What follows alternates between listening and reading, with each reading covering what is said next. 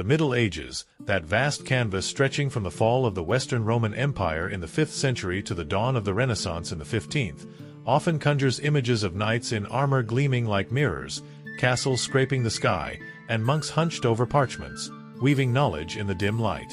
It's a vision that smells of candle wax and sounds of battle horns, but it's only one corner of the picture. Beneath that facade of tournaments and cathedrals, the Middle Ages was a harsh, fragmented world where fear lurked like a wolf in the mist.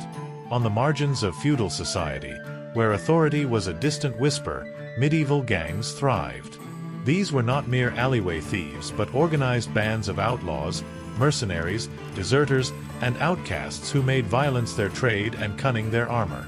Armed with nail-studded clubs, notched daggers, and a morality slipperier than a muddy path, these gangs sowed terror on dusty roads, unguarded villages, and even the walls of fortresses thought untouchable. This tale dives into the underbelly of that underworld, exploring who these gangs were, how they operated, why they emerged, and how they left scars on an era as brutal as it was magnetic. The feudal system, which promised order in a shattered world, was a machine creaking under its own weight. Kings, anointed with the church's oil, proclaimed themselves lords by divine mandate. Nobles ruled fiefs like petty kings. Knights offered swords for loyalty, and peasants, the backbone of this world, toiled on others' lands, paying rents and taxes that left their stomachs growling louder than a winter wolf. But this system was as fragile as a house of cards in a storm. Wars, crusades in distant lands or local feuds over fertile patches, drained resources and spat out broken men. Soldiers without wars, peasants without fields, artisans without patrons. Famines, triggered by winters that froze rivers or summers that scorched crops, turned villages into graveyards of hunger. Then came the Black Death, an apocalyptic rider that between 1348 and 1351 reaped a third or more of Europe, leaving ghost towns, deserted roads, and authorities staggering like drunks in a tavern. In this chaos, gangs were not a flaw in the system. They were its inevitable shadow, growing in the gaps where the law couldn't reach. Picture a medieval road, a hardened dirt path winding through forests so dense the light barely filtered through, or skirting marshes where a misstep could swallow you whole. These roads were the veins of commerce, carrying wool from Flanders, spices from the east, pilgrims to Compostela. But they were also the playgrounds of highwaymen, gangs that operated with the precision of a hawk hunting. Their members were a mosaic of society's castaways: peasants evicted from their lands by debt or disaster, apprentices who fled masters who treated them like mules, soldiers who left the battlefield with nothing but scars, and even younger sons of nobles who, without inheritance, found in crime a shortcut to wealth. Their weapons were as varied as their origins: a club studded with rusty nails, a dagger stolen from a corpse, a makeshift bow that trembled with each shot. Every journey was a deadly gamble. A merchant with a cart of cloth, a pilgrim with a sack of offerings, or a cleric with a reliquary could wake surrounded, faced with the choice to surrender their goods or stake their life under a sky that offered no miracles. In the northern lands, like Scandinavia, gangs had an almost mythical air. The roads crossing Norwegian fjords or Swedish forests were lonely but no less lethal. Here, bands were often formed by exiled Vikings or sailors who, after the decline of the great Viking raids, traded the seas for the roads. In a 1280 chronicle from Bergen, a band led by one Olaf the Raven ambushed a convoy of furs bound for Denmark, using boats to surprise the merchants in a coastal narrows. These bandits exploited the rugged terrain and endless northern nights to vanish after their strikes, hiding in caves or villages so remote they seemed forgotten by God and man. Unlike southern gangs, these blended robbery with pagan rituals, leaving offerings of blood or coins in wooded clearings to appease the old gods, giving them an aura of witchcraft that made local Christians tremble. In Sweden, 1295 chronicles speak of the Sons of Emer, a band operating in the forests of Smaland. They used traps of branches and nets to immobilize their victims, looting carts with a speed that seemed supernatural.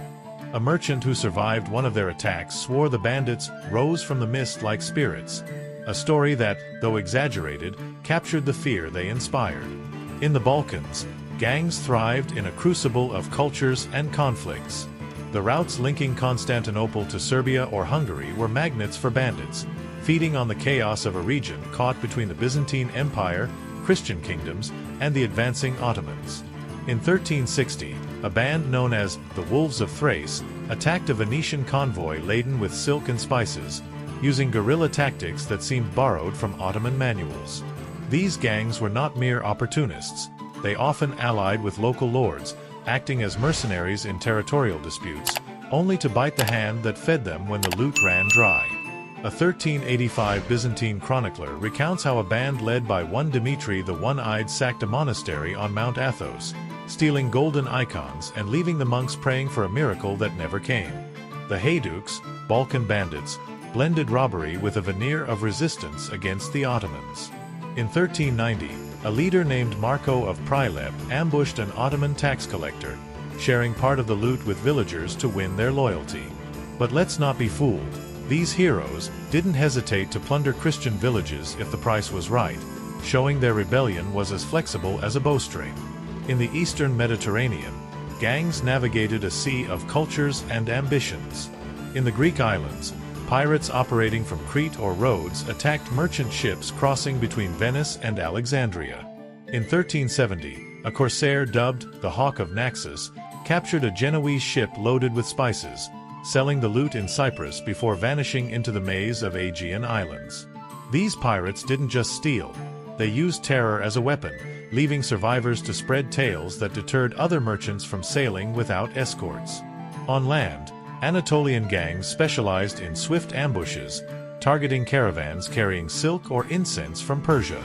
Formed by nomads, deserter soldiers, or shepherds without flocks, these bands knew every gorge and cave, moving with an agility that left Byzantine and Ottoman authorities scratching their heads. In 1355, a band known as the Storm Riders looted a caravan in Cappadocia, taking a saffron haul worth more than a castle. The survivors, left in the desert without clothes or water, told tales that kept that route deserted for years. In cities, crime took on a more sophisticated, but no less lethal, air. Cities like Bruges, Bologna, York, or Granada were engines of trade and culture, but also sewers of intrigue. Their narrow, stinking streets were a labyrinth where urban gangs moved like rats in the dark. They didn't settle for clumsy pickpockets. They organized extortion networks, bribed corrupt guards, and, in the boldest cases, raided warehouses or wealthy burghers' mansions. In Venice, gangs used boats to slip into the docks, stealing cargoes of spices or silk before they reached the warehouses. In 1370, a band called the Sons of the Night looted a wine depot on the Grand Canal, selling the spoils in Padua's black markets before the guards even caught the scent. In London, gangs of apprentices were a constant headache. These youths, trapped in guilds that squeezed them without promising a future, channeled their rage into riots and robberies. During St. Bartholomew's fairs, chronicles recount how groups of weavers and tanners organized to loot stalls, beating guards who stood in their way. In Florence, gangs known as bravi acted as hired thugs for noble families, extorting rivals or protecting shady interests. In 1390, a band in the service of the Visconti in Milan torched a rival merchant's warehouse, a fiery message that echoed through the local guilds. On the coasts, gangs transformed into pirates, whose audacity made land-based bandits seem like amateurs.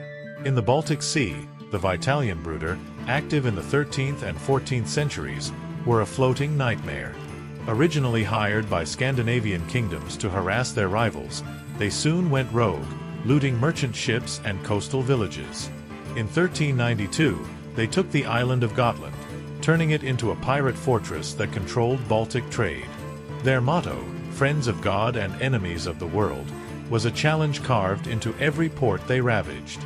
In the Mediterranean, Barbary coast pirates attacked Christian and Muslim ships without distinction, selling captives as slaves in Tunis or Algiers. In 1350, a Genoese chronicler described how a fleet led by one Ibn al-Mahdi looted a spice convoy off Majorca, taking a haul that could have funded an army.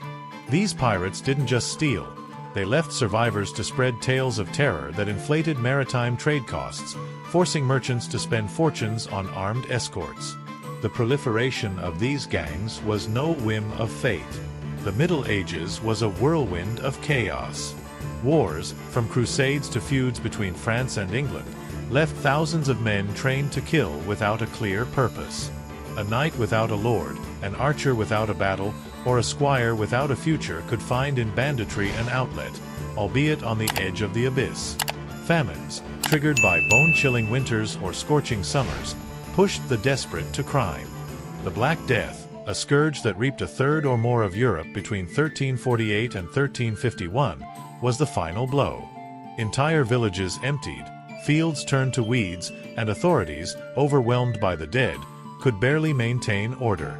Roads grew more dangerous, and gangs seized that void to expand, attacking not just caravans but fortified farms, monasteries, and garrisons that could scarcely defend themselves.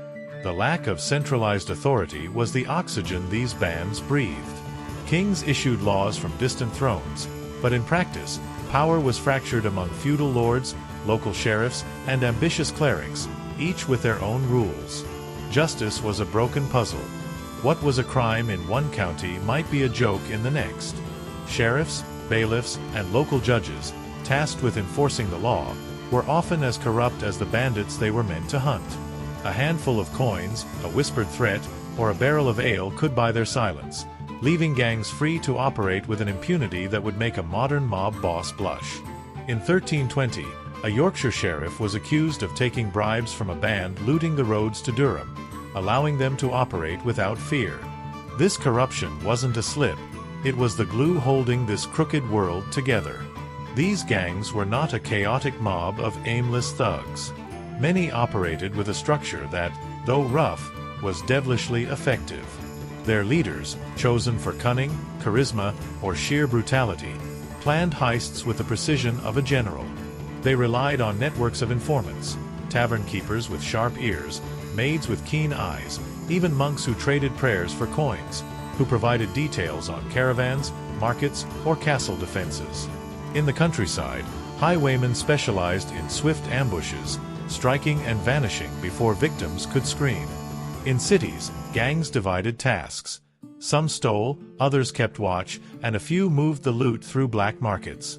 On the coasts, pirates used fast boats to board larger ships, becoming shadows in the night. In the Holy Roman Empire, a band known as the Crows of Cilicia operated on the borders between German duchies and Slavic lands. In 1375, they looted a convoy of Polish merchants, taking an amber haul that could have bought a thief. They used dense forests as refuge, moving with a speed that left authorities swinging at shadows. Life in a gang was a dance on a knife's edge. Camps, hidden in forests, caves, or swamps, were cold, damp, and crawling with vermin that respected no rank. Food depended on what they could steal or hunt. One day they might share a poached deer, the next they gnawed moldy bread or roots that tasted of dirt.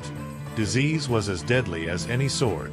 Dysentery, a fever, or an infected wound could send a bandit to the grave without need of a hangman. Loyalty was a luxury. A poorly divided haul could spark a deadly brawl, and betrayal lurked like a hungry wolf. Some bandits, sensing the noose, sold out their comrades for a pardon. Others vanished with their share of the loot, leaving the rest empty-handed and seething with rage. The Black Death didn't just kill, it opened the gates to crime. With villages empty, roads deserted, and authorities buried under piles of corpses, gangs found a playground without rules. In France, bands known as écorcheurs exploited the chaos of the 100 Years' War to ravage entire regions, burning farms and extorting survivors. In England, chronicles recount bandits raiding churches and monasteries, stealing relics, chalices, and even the offerings of the faithful. In 1355, a band in Normandy looted the monastery of Saint-Evroult, taking a silver reliquary and leaving the monks trembling. The abbot, in a sermon, called them demons sent by Satan, a cry of fury that captured the panic they sowed. The relationship between gangs and the church was a game of hypocrisy and greed. Monasteries, with their stone walls and amassed treasures, silver chalices, jeweled reliquaries, manuscripts with golden edges, were magnets for bandits. A single heist could keep a gang fed for months. But attacking a monastery was a logistical and spiritual challenge. The walls required ladders, ropes, or inside traders, and the risk of excommunication weighed on the more superstitious. To bypass this, some gangs allied with corrupt clerics who, for a cut, provided building plans or opened doors at night. In 1327, a monk from St. Albans Abbey was accused of leading a band that stole livestock and extorted villagers, a scandal that shook the community but surprised few who knew the greed of some clerics. Medieval justice was a spectacle of good intentions and poor results. Punishments were brutal in theory. Hanging for thieves, mutilation for repeat offenders, and exotic methods like boiling in oil for traitors or heretics. But catching a bandit was like hunting a fox in a forest. Gangs operated in inhospitable terrain, dense forests, rugged mountains, treacherous swamps, where royal patrols rarely ventured.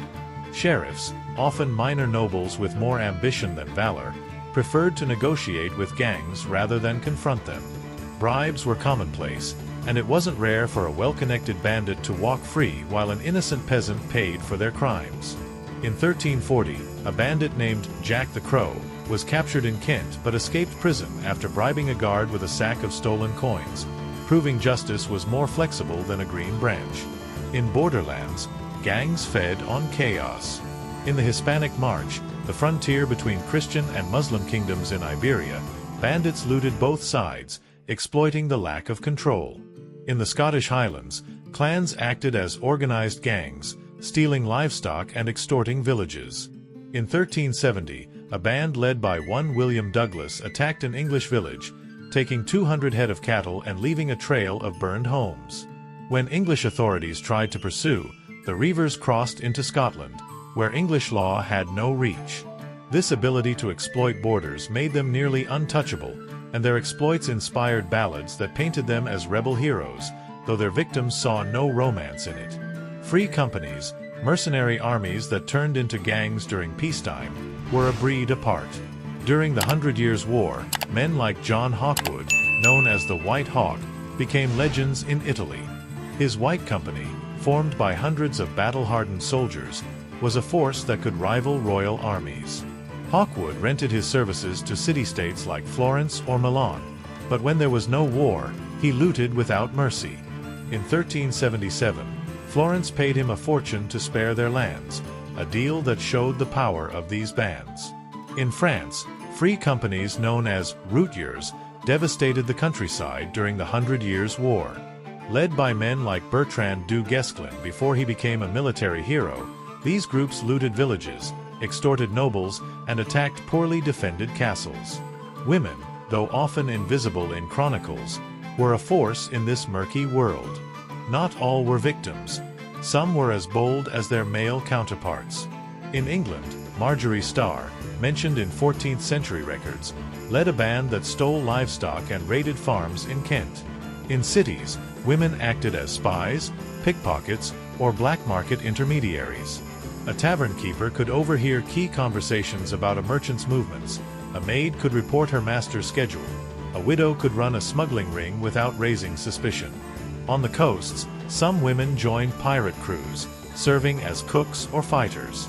In 1340, a Genoese chronicle mentions a woman known as the Sea Wolf, who led a small pirate fleet in the Mediterranean, attacking merchant ships with a ferocity that rivaled any man's. The economic impact of gangs was devastating. Unsafe roads deterred merchants, inflating prices and worsening famines. A grain cart that never reached its destination could mean starvation for a village. In cities, extortion weakened guilds, while on the coasts, pirates disrupted maritime trade, raising transport costs. Guilds responded by forming militias and hiring escorts, but these costs were passed to consumers, making essentials like bread or wool pricier. In some regions, gangs acted as an unofficial tax, charging tolls to let caravans pass. In the 14th century, Hansa merchants, a northern European trade league, reported massive losses due to Vitalienbrüder attacks, forcing them to arm their ships and double their escorts. Beyond material damage, medieval gangs wielded a more powerful weapon: fear. Their attacks didn't just seek loot, they sowed terror to deter travel or resistance. Tales of ambushes, looting, and murders spread like wildfire, amplified by troubadours and rumors. A merchant who survived an attack became an unwitting herald, spreading stories that made others avoid certain roads or pay for protection. In 1350, a French chronicler described how a band called the Wolves of Poitiers left victims' bodies hanging from trees, a grim message that kept travelers away from the region for years. This psychological terror had a profound impact on communities. Villagers lived in constant fear of attack, fortifying their homes or paying tribute to gangs to avoid trouble. Gangs left an indelible mark on medieval culture. Ballads and folk tales turned bandits into mythical figures, sometimes villains, sometimes heroes. In England, tales of Robin Hood, circulating from the 14th century, painted an outlaw who robbed the rich to help the poor. But reality was less noble. Most gangs didn't discriminate, looting anyone in their path. In Germany, ballads about the Räuber told of outlaws living in forests, defying feudal lords. In Iberia, frontier romances celebrated bandits operating between Christian and Muslim lands, portraying them as rebels against oppression. These stories didn't just entertain. They warned that roads weren't safe, and trusting strangers could cost dearly. Life in a medieval gang was no feast of freedom, as ballads might suggest. Far from tales of heroic outlaws robbing the rich to share with the poor, reality was a precarious balance between the thrill of theft and the misery of survival. Gang camps, hidden in the darkest folds of the landscape. Forests so dense the sun barely touched them. Damp caves where the echo of a drip could drive you mad, or swamps reeking of rot and betrayal, were refuges as fragile as the loyalty among their members. A bandit might wake to the aroma of a stolen deer roasting over a fire, but the next day could be spent gnawing stale bread or digging for roots that tasted more of mud than food. Disease was a constant companion. A poorly healed wound, a fever, or dysentery from a dubious stream could be as deadly as a knight's sword. In a world without medicine or doctors, a festering scratch was a slow death sentence, and bandits knew it. Every night in camp was a gamble. Would a comrade betray you for a handful of coins, or would the cold claim you first? Gangs weren't mere packs of hungry wolves. Many had a structure that, though crude, was as effective as a mill's gears. At the top was the leader, a man, or rarely a woman, chosen not for nobility but for a mix of cunning, charisma, and brutality. It wasn't a hereditary title, but one earned through grit, often blood. A weak leader didn't last. Either they were overthrown in a knife fight, or the gang crumbled like a sandcastle under the tide. These leaders planned heists with a precision that would impress a military strategist. They relied on informant networks, the underworld's eyes and ears, tavern keepers who overheard a drunk merchant's complaints, maids who noted their lord's schedule, or corrupt monks who traded secrets for a purse of coins. In 1330, a band in Bavaria, known as the Wolves of the Danube, used a local blacksmith as a spy, who marked rich merchants' carts with a bent nail in a wheel, signaling the target for an ambush. These networks didn't just provide information. They moved loot to black markets, where a bale of stolen wool or a sack of spices could change hands before authorities caught the scent. Within the gang, hierarchies were as strict as in a fief, but based on darker merits. Veterans, hardened by years of ambushes, got first pick of the loot, while novices, often desperate youths fleeing servitude or hunger, had to prove themselves in the riskiest heists. Some roles were specialized. Eyes watched roads from treetops or hidden hills. Hands carried out the theft, wielding clubs or daggers, and runners moved the loot to black markets or forest hideouts. In maritime gangs, like the Barbary pirates or Baltic Vitalienbrüder, the structure was even stricter. The captain set the course, but a bosun enforced discipline, often with a whip or short sword. In 1380, a Lübeck chronicler recounted how a Vitalienbrüder captain, nicknamed the Hammer, executed a sailor for disobeying an order during a raid, hanging him from the mast as a warning. Discipline was harsh but necessary. A disorganized gang was easy prey for sheriffs or local militias. Rituals, though less common, gave some gangs an almost mystical air. In Scandinavia, bands with Viking roots made offerings to the old gods, leaving animal blood or stolen coins in forest clearings to ensure luck for the next heist. In the Balkans, Heydukes sometimes swore loyalty over a dagger blessed by a renegade priest, blending Christian faith with pagan superstition. These rituals didn't just strengthen cohesion, they fed the gang's legend, making them seem more demon than man to villagers. In 1365, a Bohemian band called the Sons of the Horn marked their camps with a ram's horn hung from a tree, a symbol that terrified travelers and kept them off nearby roads. But not everything was mystical. Most gangs were pragmatic to the core, their rituals mere tacit agreements to split loot or punish traitors. A bad division could end in a deadly brawl, with daggers flashing under the moon and a new leader rising amid pools of blood. Betrayal was the poison coursing through any gang's veins. Loyalty, in a world where survival hinged on the next theft, was as fragile as a spider's web. A juicy haul could turn a friend into a foe in an instant. In 1345, a Provençal band collapsed when its leader, a former soldier named Guillaume the Lame, tried to keep a stolen wine shipment for himself. His men, enraged, stabbed him in the camp and chose a new leader before the body cooled. Other bandits, sensing the gallows, betrayed their comrades for a pardon. In 1320, an English bandit known as Tom the Whistler turned his gang over to Lincolnshire authorities for his freedom, only to be stabbed months later by a former comrade who tracked him to a York tavern. Betrayal didn't always come from within. Villagers, fed up with looting, sometimes sold information about gang hideouts to sheriffs, though they risked reprisals that could leave their homes in ashes. The impact on rural communities was like a silent plague.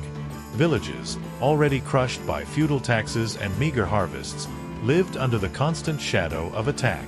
A band could appear at dawn, looting granaries, stealing livestock, and burning what they couldn't carry.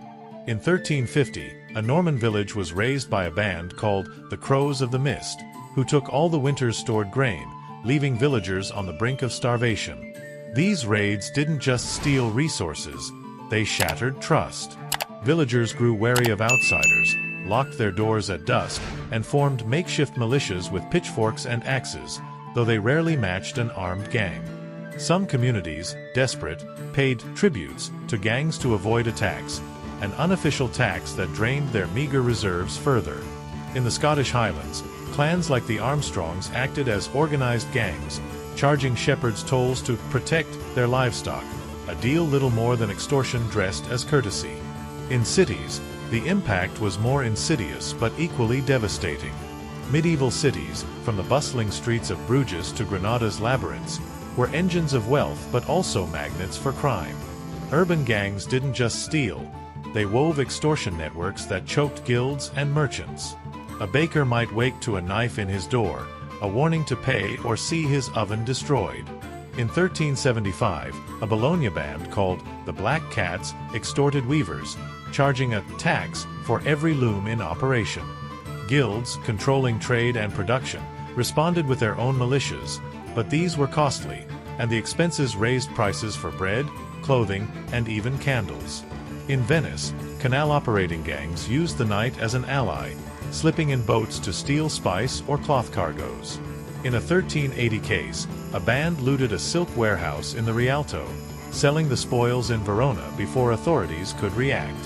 These thefts didn't just harm merchants, they inflated trade costs, making essentials a luxury for many. The psychological impact of gangs was as lethal as their weapons. The fear they sowed was a strategic weapon, designed to paralyze. A merchant surviving an ambush didn't just lose his cargo, he carried a story that spread like wildfire, deterring others from that road. In 1360, an Aquitaine band called the Blood Dogs hung victims' bodies from trees, a grim message that emptied the region's roads for months. Troubadours, ever eager for tales, amplified these legends, turning bandits into near-supernatural figures. Villagers, trapped in a world where death lurked around every corner, lived with their hearts in their throats. Mothers warned children not to stray from the village at dusk, pilgrims prayed more for protection than salvation, and merchants, though armed with escorts, traveled with souls on edge, knowing a rustle in the forest could be the end. This terror wasn't accidental. Gangs cultivated it, leaving survivors to let their tales do the dirty work of keeping roads empty. Interactions between gangs and guilds were a dance of power and greed. Guilds, controlling trades like weaving, blacksmithing, or spice commerce, were economic pillars but juicy targets. A gang could extort a guild, demanding protection money to spare workshops or markets. In 1365, York's butchers denounced a band burning their stalls for non-payment, a case that led guilds to form armed militias. But these militias weren't always effective. Bandits knew the streets better than guards, and a well-placed bribe could neutralize any patrol. Some guilds, fed up with losses, negotiated with gangs, paying them to target rivals. In Florence, rivalries between wool and silk guilds often ended in hired blood, with gangs like the Bravi acting as paid thugs. In a 1395 case, a band hired by wool merchants torched a silk warehouse, a blow that weakened rivals but spiked prices citywide. This dirty game not only enriched gangs, it eroded trust in guilds, which citizens began to see as complicit in crime. Military orders, like the Templars or Hospitallers, were another chapter in this murky tale. Born from the Crusades, these orders were holy armies in theory, but their fortresses and treasures made them irresistible targets. Attacking a Templar commandery was a risky feat. Knights were trained warriors, and their castles built to withstand armies. But gangs, with their cunning, found ways to infiltrate. In 1305, a Provençal band led by a former soldier nicknamed the Fox of Alls stole a gold shipment meant for the Templars, using a renegade monk to obtain the route's plans. The orders weren't always innocent victims. Some hired gangs as mercenaries to protect their lands or attack rivals, a deal with the devil that often backfired. In 1290, the Hospitallers in Rhodes paid a pirate band to harass Genoese ships, only to find those same pirates looting one of their own convoys months later. This ambiguous relationship shows how the lines between crime and sanctity were blurrier than chronicles admit. Gangs also played a role in feudal wars, acting as mercenaries or opportunistic troublemakers. During the Hundred Years' War, free companies like France's routiers or John Hawkwood's White Company in Italy were bandit armies renting their swords to the highest bidder. In peacetime, these companies turned on the lands they were meant to protect, looting villages and extorting nobles. In 1360, a routier band led by Arnaud de Serval, the archpriest, ravaged Languedoc, burning vineyards and stealing livestock until local nobles paid a ransom to be rid of them. These gangs didn't just exploit war's chaos, they amplified it, turning entire regions into perpetual battlegrounds where peace was a distant rumor. In borderlands like those between Scotland and England, reivers operated as permanent gangs, stealing livestock and burning villages on both sides. In 1370, a reiver band led by Robert de Redesdale attacked an English village, taking 300 cattle and leaving a trail of ashes. When English authorities pursued, the reivers crossed into Scotland, laughing at their pursuers' impotence. The economic impact of gangs went beyond immediate thefts. Unsafe roads raised trade costs, as merchants hired escorts or avoided routes entirely. In the 14th century, the Hanse League reported massive losses from Vitalienbrüder attacks, forcing them to arm ships and double guards. In the Mediterranean, Barbary pirates inflated maritime transport costs, making goods like saffron or silk prohibitive for many. In cities, extortion weakened guilds, who passed costs to consumers, raising prices for bread, beer, and clothing. In some regions, gangs acted as a parallel tax, charging tolls to caravans for safety. In 1385, a Castilian band demanded a quarter of every shipment crossing the Sierra Morena passes, a deal merchants grudgingly accepted to avoid losing everything. This system didn't just drain resources, it created an economy of fear, where every transaction was tinged with distrust. Gangs also shaped medieval culture, leaving a legacy oscillating between myth and warning. Ballads turned bandits into larger-than-life figures, half heroes, half demons. In England, Robin Hood tales, circulating from the 14th century, painted an outlaw defying the rich to aid the poor, capturing peasants' frustration against feudal lords. But the truth was grimmer. Most gangs robbed anyone in their path, from spice-laden merchants to grain-sack peasants. In Germany, Rauber ballads celebrated forest-dwelling bandits defying lords with insolence that resonated with the oppressed. In a 1380 tale, a Nuremberg troubadour sang of a bandit dubbed the Raven of Franconia, supposedly robbing nobles to share with villagers. Records tell a murkier story. This band looted villages indiscriminately, leaving peasants as hungry as nobles. In Iberia, frontier romances glorified bandits operating between Christian and Muslim lands as rebels against tyranny. In 1490, a ballad sang of a bandit named Juan de la Sierra, defying Christian and Muslim tax collectors alike. But royal chronicles reveal Juan as an opportunist looting both sides, amassing wealth while villagers paid the price. These tales, though exaggerated, served a purpose. Warnings wrapped in entertainment, reminding people that roads weren't safe and trusting strangers could cost dearly. A bandit's daily life was a mix of boldness and desperation. Days could pass in tense calm, waiting for the next caravan or informant's tip. Nights were for planning, repairing weapons, or fighting over a scrap of meat. Camps, though hidden, were vulnerable. A poorly doused fire could draw bandit hunters, and a spy could sell the location for a handful of coins.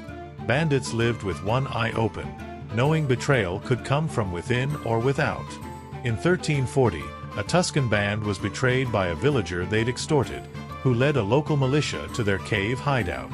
The battle was short and bloody, with half the band dead and the rest scattered. For survivors, life was a race against time. Each successful heist brought them closer to wealth, but also to the gallows. As the Middle Ages progressed, gangs faced new challenges. Centralized states like Castile or England began consolidating power, creating standing armies and stricter laws. In England, 14th century justices of the peace gave local authorities more tools to hunt bandits, with armed patrols and courts quick to hang the caught. Cities bolstered walls and militias, making market or warehouse infiltration harder. But gangs didn't vanish, they adapted. In borderlands, Scottish reivers continued looting into the 17th century, moving like ghosts among the hills. In the Mediterranean, Barbary pirates took over, terrorizing Spanish and Italian coasts with increasingly organized fleets. In 1495, a fleet led by a corsair called the Hawk of Algiers captured a Genoese convoy off Sicily, selling captives in Tunis and loot in Constantinople. In cities, gangs evolved into modern mafias, with sophisticated extortion, bribe, and black market networks. In 1500, a Venetian band called the Sons of the Lion dominated illicit Rialto trade, charging merchants a tax to avoid trouble with authorities or rival gangs. This shift from gangs to mafias shows organized crime didn't begin in modern times. Its roots sink into the Middle Ages' muddy paths. The chaos of feudal wars, tearing through the Middle Ages like a hungry wolf, was a perfect breeding ground for gangs. These weren't just bands of opportunistic thieves. In many cases, they became key players in conflicts pitting kings, nobles, and city-states against each other. Wars, like the 100 Years' War or territorial disputes in the Holy Roman Empire, left a trail of uprooted men. Soldiers without lords, mercenaries without contracts, peasants fleeing fields burned by rival armies. In this whirlwind, gangs found purpose beyond theft. They became war tools, hired by ambitious nobles or desperate cities for protection. But, like a dog given a bone only to bite your hand, these bands often turned on their patrons, exploiting the chaos to fill their pockets and expand their influence. This role in feudal wars not only made them more dangerous but also gave them a place in history, as shadows dancing on the margins of every battle. During the 100 Years' War, which turned France into a board of blood and ashes, gangs known as routiers were a feared force. These groups, formed by mercenaries, deserters, and adventurers, rented their swords to the highest bidder, be it a French king, an English lord, or a local noble with grand dreams. In truces, when royal armies sheathed their weapons, routiers didn't retire. They became gangs, looting villages, extorting nobles, and attacking poorly defended castles. In 1360, a routier band led by Arnaud de Serval, the archpriest, for his clerical past, ravaged Languedoc, burning vineyards and stealing livestock until local nobles paid a ransom to be rid of them. These routiers weren't mere bandits. They were miniature armies, with hundreds of armed men, horses, and tactics rivaling any knights. Their presence turned entire regions into perpetual war zones, where peace was a distant rumor. In Italy, free companies like John Hawkwood's White Company took chaos to another level. Hawkwood, an Englishman with a fox's cunning, led a mercenary army serving city-states like Florence or Milan. But in peacetime, his company became a massive gang, looting the countryside and extorting the same cities it once protected. In 1377, Florence paid Hawkwood a fortune to spare their lands, a deal showing these bands' power. They weren't just criminals. They were violence entrepreneurs, negotiating with princes and looting villages with equal coldness. In 1382, the White Company attacked a spice convoy bound for Siena, selling the loot in Bologna before authorities could react. This ability to shift between legitimate war and blatant crime made them unpredictable, like a wind changing direction in a storm. In borderlands, gangs found even richer ground. In the lands between Scotland and England, reivers operated as permanent gangs, exploiting the lack of authority where both kingdoms' laws blurred. Clans like the Armstrongs or Elliots stole livestock, burned farms, and extorted villages on both sides. In 1370, a reiver band led by Robert de Redesdale attacked an English village, taking 300 cattle and leaving a trail of burning homes. When English authorities pursued, the reivers crossed into Scotland, where English law had no reach. This immunity made them nearly untouchable, and their exploits inspired ballads painting them as rebel heroes, though villagers watching their fields burn saw them as demons in boots. In Iberia, the Hispanic March, a strip between Christian and Muslim kingdoms, was another bandit paradise. In 1385, a band led by one Diego the Mad looted a grain convoy bound for Barcelona, selling the spoils in Muslim markets across the border. This ability to exploit political divides made them a nightmare for authorities, who couldn't coordinate to stop them. Gangs didn't just join wars, they sometimes sparked them. In fragmented regions like the Holy Roman Empire, where duchies fought over valleys or titles, gangs acted as hired troublemakers, burning farms or stealing resources to weaken rivals. In 1375, a band called the Hawks of Swabia was hired by a Bavarian noble to attack a rival duke's lands, burning villages and stealing livestock to spark a revolt. When the duke responded with an army, the band vanished into the forests, leaving their employer to face the consequences. This game of betrayal was typical. Gangs took the money, did the dirty work, and then slipped away, leaving patrons to deal with the chaos. In some cases, gangs grew so powerful they acted as de facto feudal lords, controlling mountain passes or trade routes. In 1390, a band in the Bavarian Alps charged tolls to merchants crossing their lands, a tax as official as any counts, but backed by daggers instead of parchment. As the Middle Ages neared the Renaissance, gangs didn't disappear, they transformed. Centralized states like Castile, France, or England consolidated power, creating standing armies and stricter laws. In England, 14th century justices of the peace gave local authorities more tools to hunt bandits, with armed patrols and swift hanging courts. Cities strengthened walls and militias, making market or warehouse raids harder. But gangs, like water finding a new channel, adapted. In borderlands, Scottish reivers looted into the 17th century, moving like ghosts among the hills. In the Mediterranean, Barbary pirates succeeded their medieval predecessors, terrorizing Spanish and Italian coasts with organized fleets. In 1495, a fleet led by the Hawk of Algiers captured a Genoese convoy off Sicily, selling captives in Tunis and loot in Constantinople. These bands didn't just survive, they thrived, exploiting new trade routes opened by the discovery of the Americas and the rise of maritime commerce. In cities, gangs evolved into what we'd recognize as mafias. Extortion, bribe, and black market networks grew more sophisticated, weaving ties with corrupt officials and ambitious merchants. In Venice, canal robbing gangs began controlling spice and cloth smuggling, acting as intermediaries between merchants and black markets. In 1500, a band called the Sons of the Lion dominated illicit Rialto trade, charging merchants a tax to avoid trouble with authorities or rival gangs. In London, apprentice gangs gave way to structured organizations extorting taverns and workshops while maintaining a respectable facade. In a 1490 case, a London band led by one William the Weaver was accused of bribing city guards to ignore their thefts, a scheme that let them operate for years before being dismantled. This shift from gangs to mafias shows organized crime didn't start in modern times. Its roots lie in the Middle Ages' dark alleys. The cultural impact of medieval gangs is one of their most enduring legacies. Ballads and folk tales turned bandits into mythical figures, half villains, half heroes. In England, Robin Hood stories, circulating from the 14th century, painted an outlaw defying the rich to aid the poor, capturing peasants' frustration against feudal lords. But the reality was less noble. Most gangs robbed indiscriminately, from spice-laden merchants to grain-sack peasants. In Germany, Rauber ballads celebrated forest bandits defying lords with insolence that resonated with the oppressed.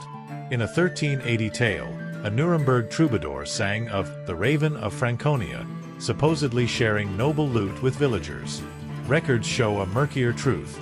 This band looted villages without distinction, leaving peasants as hungry as nobles. In Iberia, frontier romances glorified bandits between Christian and Muslim lands as rebels against oppression. In 1490, a ballad sang of Juan de la Sierra, defying Christian and Muslim tax collectors. But royal chronicles reveal Juan as an opportunist looting both sides, amassing wealth while villagers paid the price. These tales, though exaggerated, served a purpose. Warnings wrapped in entertainment, reminding people roads weren't safe and trusting strangers could cost dearly. The gang's impact also touched religion and morality. The church, preaching against sin and violence, wasn't immune to their influence. Monasteries, with their amassed treasures, were irresistible targets but also occasional accomplices. Some monks, swayed by greed or fear, allied with gangs, offering shelter or information for a cut of the loot. In 1335, a Welsh monastery was accused of hiding a band stealing local livestock, with the abbot taking a share. Such alliances were an open secret but scandalized the faithful, who saw the church as a beacon of virtue in a rotten world. Gangs also used religion as a psychological weapon. In 1365, a Castilian band marked victims with crosses carved into trees, a gesture blending mockery with terror, making villagers believe the bandits had the devil's backing. This game with faith not only heightened fear, it weakened the church's authority, struggling to maintain influence in a world where violence spoke louder than sermons. The gang's evolution toward the Renaissance wasn't an end but a metamorphosis. As centralized states grew stronger, rural gangs began to fade, only to rebirth in new forms. In Spain, Sierra Morena bandits terrorized roads into the 16th century, evolving into near-legendary figures like the romantic bandits inspiring Cervantes' works. In 1505, a band led by Alonso de Ojeda looted an Andalusian silver convoy, a heist that echoed in the Catholic monarch's courts and forced stronger road patrols. In Italy, urban gangs became mafias controlling trade and local politics, with names like the Medici using thugs to secure power. In the Mediterranean, Barbary pirates formed fleets challenging emerging empires, looting from Cadiz to Constantinople. This transition shows medieval gangs weren't a fleeting phenomenon. They were precursors to organized crime resonating into modernity. Ultimately, medieval gangs were a mirror of their time, a world of inequality, violence, and survival. They weren't the romantic heroes of ballads or the cartoonish villains of ecclesiastical chronicles. They were men and women crushed by a system, finding in crime a way to resist, survive, or simply strike back. They were terrifying, yes, but also human, driven by desperation, ambition, and the instinct to not give up. As we imagine the Middle Ages as a tapestry of knights and cathedrals, let's not forget these shadow dwellers, whose echoes linger on every forgotten path, reminding us that even in the darkest times, humanity finds ways to survive, even if it's on the edge of a dagger.